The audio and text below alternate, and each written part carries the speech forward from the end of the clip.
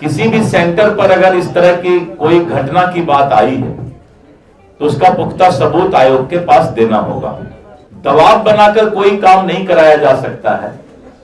साक्ष्य के आधार पर ही कोई फैसला होता है।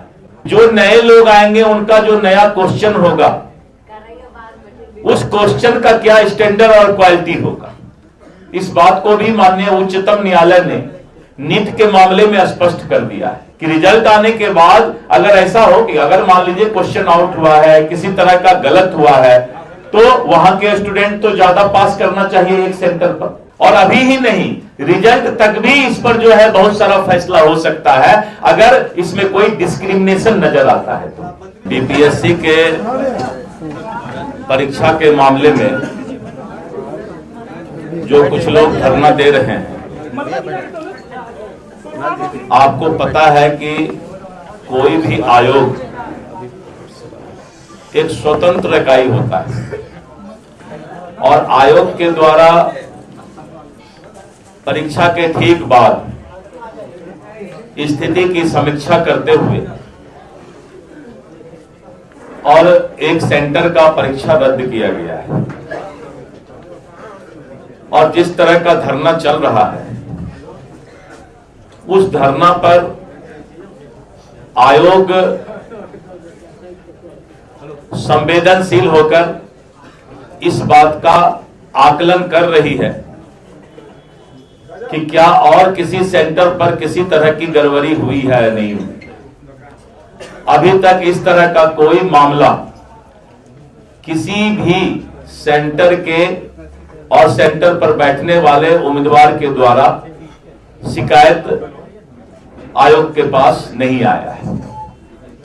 लेकिन कुछ लोग जो धरना पर बैठे हैं उनका मांग है कि पूरे बिहार का जो है बीपीएससी का जो परीक्षा हुआ है और उसके संबंध में रद्द करने की बात कही जा रही है। लेकिन आयोग इस बात को पूरी तरह से समीक्षा करके जांच करके अभी फैसला ली है और आगे भी कोई इस तरह का मामला आएगा और उसका कोई पुख्ता सबूत होगा दूसरे सेंटर का तो निश्चित रूप से आयोग कार्रवाई करेगी। लेकिन किसी भी सेंटर पर अगर इस तरह की कोई घटना की बात आई है तो उसका पुख्ता सबूत आयोग के पास देना होगा। और ये तो सिर्फ बिहार का परीक्षा है बीपीएससी। आज से कुछ दिन पहले पूरे देश के लाखों छात्र, जिसमें 30 लाख 40 लाख से भी ज्यादा छात्र होते हैं, नीट का परीक्षा हुआ था और नीट के परीक्षा में कुछ इस तरह के मामले आए थे और मामला सुप्रीम कोर्ट तक गया था। या कुछ अभ्यर्थी के कारण सभी लोगों को इसकी सजा नहीं दी जा सकती है। तो इसलिए बहुत कानूनी बात भी है और आयोग इसके लिए स्वतंत्र भी है। दबाव बनाकर कोई काम नहीं कराया जा सकता है। साक्ष्य के आधार पर ही कोई फैसला होता है। और मुझे लगता है कि जो पत्रकार बंधु यहां हैं उनकी भी राय यही होगी कि कोई भी फैसला साक्ष्य के आधार पर किया जाता है।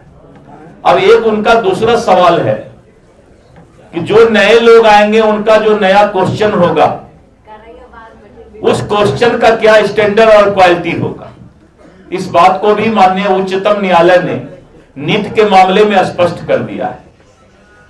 और अगर रिजल्ट आने के बाद ऐसा देखा जाता है कि किसी एक ही सेंटर से 80% लड़के, 70% लड़के, 50% अभ्यर्थी क्वालिफाई कर जाते हैं तो फिर एक नया सवाल आ सकता है कि रिजल्ट आने के बाद अगर ऐसा हो कि अगर मान लीजिए क्वेश्चन आउट हुआ है, किसी तरह का गलत हुआ है, तो वहां के स्टूडेंट तो ज्यादा पास करना चाहिए एक सेंटर पर। तो रेशियो परसेंटेज ऑफ रिजल्ट भी देखा जाता है टेक्निकल तरीके से। इस पर बहुत स्पष्ट सुप्रीम कोर्ट का जो है एक नीट के मामले में जजमेंट आया हुआ है। इसीलिए आयोग स्वतंत्र इकाई है, संवेदनशील है, हर चीज पर नजर रखा है और अभी ही नहीं, रिजल्ट तक भी इस पर जो है बहुत सारा फैसला हो सकता है अगर इसमें कोई डिस्क्रिमिनेशन नजर आता है तो। आयोग ने तो साफ कह दिया कि परीक्षा रद्द नहीं। नहीं, देखिए, आप आयोग तो कहेगी